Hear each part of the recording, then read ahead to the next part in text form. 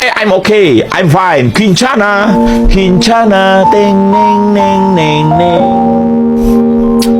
Ku menahan rasa sakit, rasa sakit. Few moments later.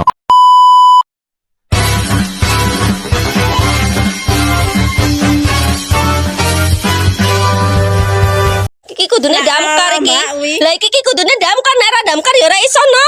Few moments later.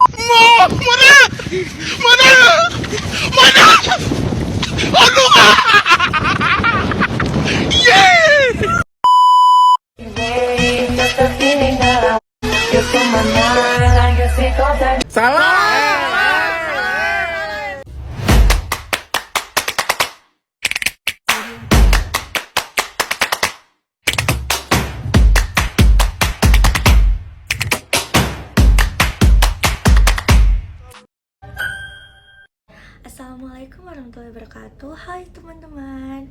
Nah, saya di sini adalah sebagai perwakilan dari kelompok 3 yang akan menjadi moderator. Kelompok 3 akan membahas tentang kebijakan dalam bisnis internasional. Pembahasan yang pertama akan dibacakan oleh teman saya, yaitu Hairul Hatami. Kepada Hairul Hatami, waktu dan tempat saya persilahkan. Teman-teman dengar sampai akhir ya. Kebijakan bisnis internasional. Kebijakan bisnis internasional adalah tindakan yang dilakukan oleh pemerintah untuk mengendalikan arah, komposisi, dan struktur perdagangan antara negara-negara. Tujuan dari kebijakan perdagangan internasional adalah untuk mempromosikan pertumbuhan ekonomi, meningkatkan kesejahteraan masyarakat, dan mencapai kepentingan nasional. Dalam menjalankan kebijakan perdagangan internasional, pemerintah biasanya bekerjasama dengan lembaga-lembaga terkait seperti Kementerian Perdagangan dan lembaga pengawas perdagangan. Kebijakan perdagangan internasional dapat berdampak signifikan terhadap pertumbuhan ekonomi suatu negara dan hubungan internasionalnya. Ada beberapa tujuan kebijakan perdagangan internasional, yaitu yang pertama, meningkatkan pertumbuhan ekonomi dan menciptakan lapangan kerja. Yang kedua, meningkatkan daya saing industri dalam negeri. Yang ketiga, meningkatkan akses pasar bagi produk dalam negeri. Yang keempat, meningkatkan diversifikasi ekonomi dan mengurangi ketergantungan pada sektor tertentu. Yang terakhir, meningkatkan hubungan diplomatik dan kerjasama antara negara-negara. Terima kasih kepada Bang Hairul Hatami yang telah membacakan materinya. Nah, selanjutnya saya akan membacakan materi, yaitu tentang macam-macam kebijakan dalam bisnis internasional. 1. Tarif. Tarif adalah sejenis pajak yang dikenakan atau barang-barang yang diimpor. Tarif spesifik dikenakan sebagai beban tetap atas unit barang yang diimpor. Subsidi ekspor. Subsidi ekspor adalah pembayaran sejumlah tertentu kepada perusahaan atau perseorangan yang menjual barang ke luar negeri.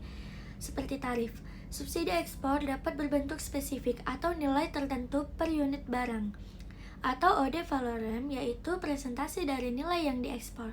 Yang ketiga, pembatasan impor.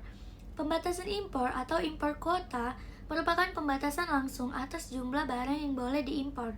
Dan yang keempat yaitu pengekangan ekspor.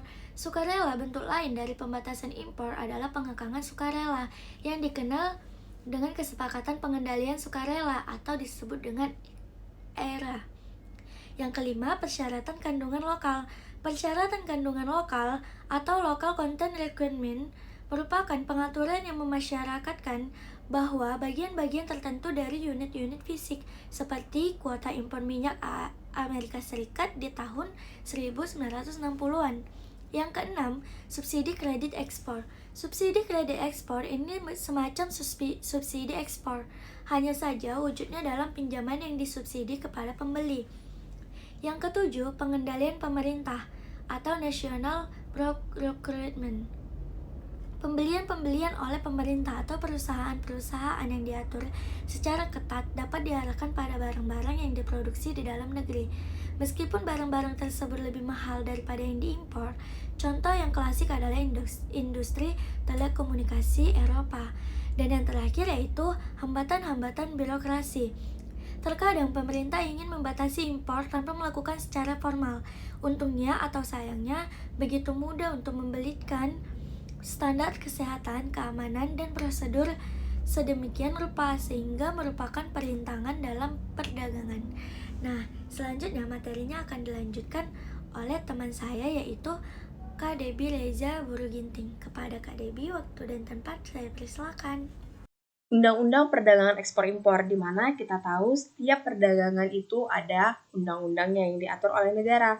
Nah, tujuan dan sasaran dibentuknya undang-undang ini untuk meningkatkan pertumbuhan ekonomi nasional berdasarkan asas kepentingan nasional, kepastian hukum, adil dan sehat, keamanan berusaha, akuntabel dan transparan, kemandirian, kemitraan, kemanfaatan, kesederhanaan, kebersamaan, dan berwawasan lingkungan.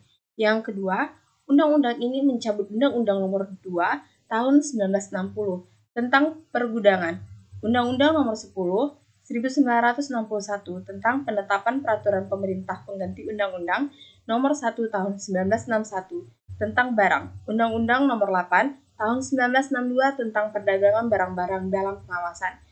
Poin ketiga, ruang lingkup undang-undang ini meliputi perdagangan dalam negeri, perdagangan luar negeri, perdagangan perbatasan, standarisasi, perdagangan melalui sistem elektronik, perlindungan dan pengamanan perdagangan, pemberdayaan koperasi serta usaha mikro ataupun kecil dan menengah, pengembangan ekspor, kerjasama perdagangan internasional, sistem informasi perdagangan, tugas dan wewenang pemerintah di bidang perdagangan, komite perdagangan nasional, pengawasan, serta penyidikan.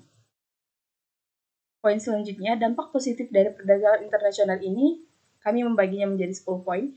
Yang pertama, mendorong pertumbuhan ekonomi, di mana perdagangan ekspor-impor ini akan menambah pertumbuhan ekonomi pada negara. Yang kedua, menjadi sumber devisa negara, di mana perdagangan ekspor-impor akan menjadi sumber devisa bagi negara, karena ada keuntungan seperti diambil dari bea cukai dan lain-lain. Ketiga, meningkatkan kemakmuran negara. Keempat, menambah lapangan kerja, karena di mana kita membuka lapangan kerja ekspor-impor ini akan membuka lapangan kerja bagi masyarakat Indonesia.